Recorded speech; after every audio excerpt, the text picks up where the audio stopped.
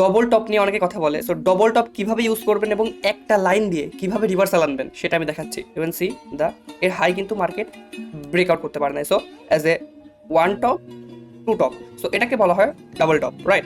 এখন দেখেন সুইপ করে এসে মার্কেট নিচের যে লো থাকে, লোয়ার লো, লোয়ার লোকে কি করছে, ব্রেকআউট করছে, তাই না ভাই? মিটিগেট ব্লক টাইপ এখানে একটা লেভেল মার্ক করে দেবেন।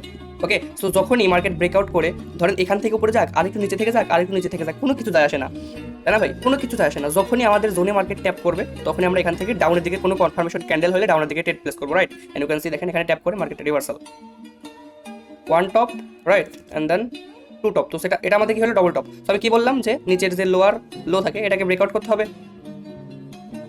তখনই মার্কেট আমাদের জোনে গিয়ে ট্যাপ করবে বা আমাদের লেভেলে ট্যাপ করবে, কনফার্মেশন ক্যান্ডেল লাইক এমন এমন ক্যান্ডেল দিলে আমরা এখান থেকে ট্রেড ওপেন করবো, এর হালকা একটু উপরে স্টপ লস, এন্ড দেন আমাদের মার্কেট ফেভারে। দেখেন আমাদের জোনে ট্যাপ করে মার্কেট কোথায়,